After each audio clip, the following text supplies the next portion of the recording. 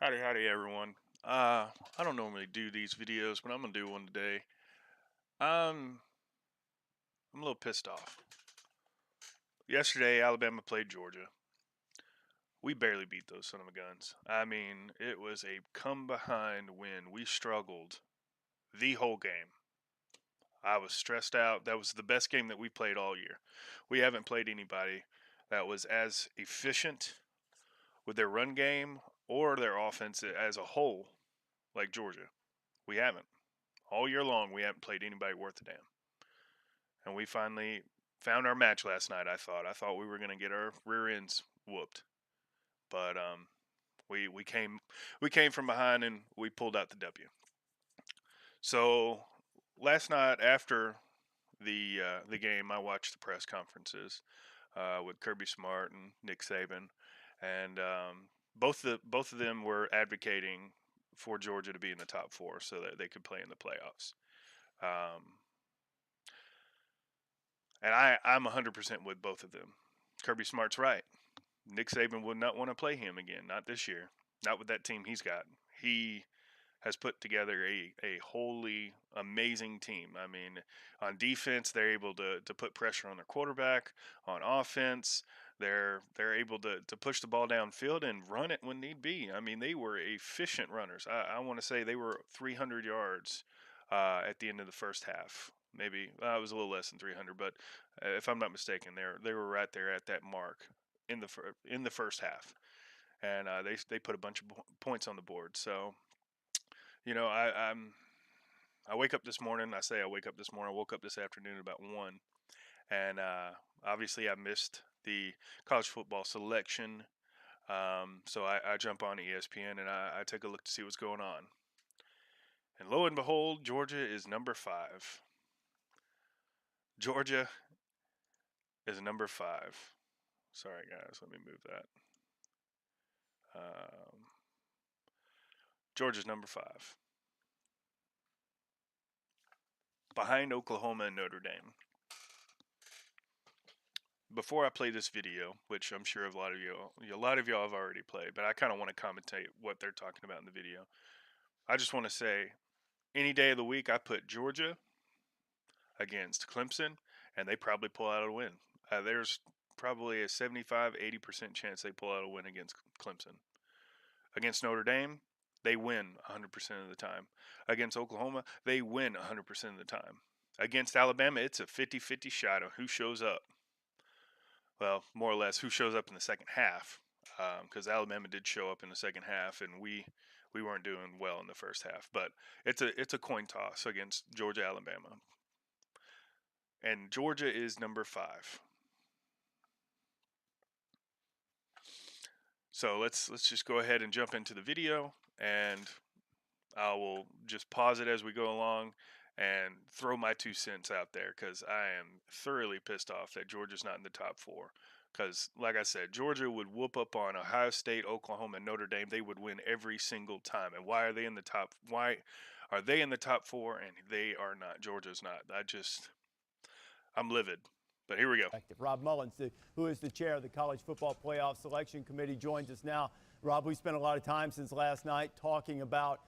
Let me first say, this smug bastard over here on the right, I don't like him. Like, screw that guy. I don't know who he is. I think he's the chair of the College Football Playoff Selection Committee. Screw him. That dude makes me so mad. He does not. He just swindled an SEC team to put Oklahoma and Notre Dame in the top. Just because Notre Dame's undefeated doesn't mean crap. They don't play anybody all year long. Let me look it up. I want to look it up right now. Let's look up Notre Dame's schedule. Let's just. I'm ranting my rear end off right now, but we're gonna look. We're gonna look at their schedule. Navy, nobody. Pittsburgh, nobody. Northwestern, nobody. Florida State, where have they been in the last couple of years? Nowhere. Since Jameis Winston dipped out, they've been nowhere. They've not done anything. USC, nobody. Who cares? USC hasn't been good since they had what's his flippant Reggie Bush back in the day. They haven't been good since then. Screw them. And they didn't even win a national championship. They lost against Texas. Syracuse, who the hell is that? Nobody's seen Syracuse play anybody in a long, long time and do anything. And oh wait, look, they're gonna play Clemson, and guess who's gonna win? Clemson. Clemson's gonna put up at least 30 points against Notre Dame. I bet money on it. I bet Notre Dame doesn't even show up. They're probably going to get on the scoreboard with maybe one touchdown, if that. They'd be lucky to get a touchdown against Clemson. So livid. They've played nobody. Why are they number 3? Just because they're undefeated. UCF's undefeated. Where are they at? They're not even the talks. They're not even top 6. Where's UCF right now on the? Let's look. UC ESPN. Sorry guys. UCF. They're number 8 behind Michigan, who has 2 losses. Why isn't UCF in the talks? Just because they're undefeated. I guess we're just putting anybody in the top 4. Just because they're undefeated. UCF's not even in the top 4. I bet UCF will probably beat up on Notre Dame. I don't know. I'm pretty sure they would, though. I'd put money on it. I would. I'm astounded. I'm just stunned, really. Really and truly, I'm just stunned. But anyway, here we go. Back to the smug bastard. Who would get that final spot among the teams that aren't undefeated in the Power 5? How would you describe the discussions as it pertained to Oklahoma and what gave them the edge over Georgia and Ohio State? Well, we spent considerable time on it, as you might expect. And in the end, one-loss conference champion with their only loss being in a neutral field, close loss to a ranked team, which they avenged in their conference championship. As we've talked about the last several weeks, obviously, dynamic offense. And, their defense has made some big plays in the last couple of weeks.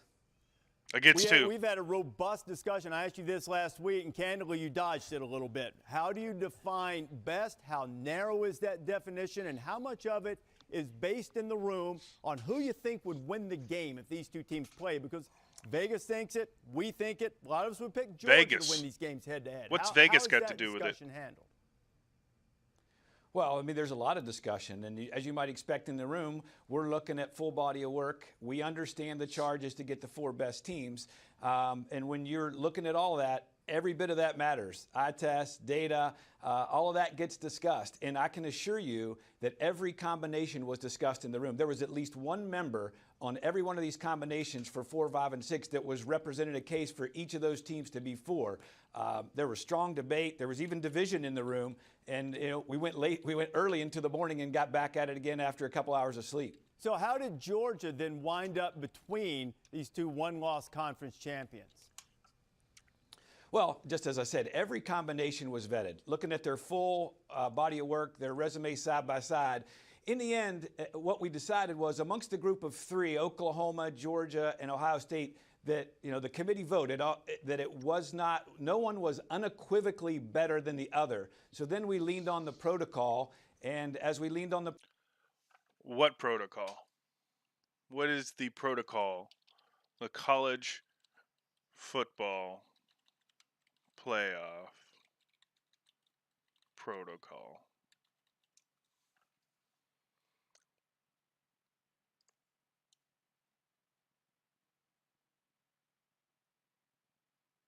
Let's see. I'm just gonna look here to see if I see anything about the protocol. The protocol.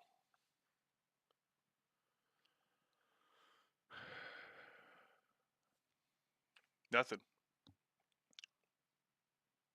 I'd like to know what the protocol is that they supposedly follow. Protocol, and you know what those are. We're looking at head-to-heads, conference champions, strength of schedule, and results against common opponents.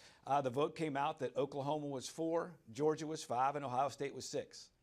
Okay, so you look at with Georgia now.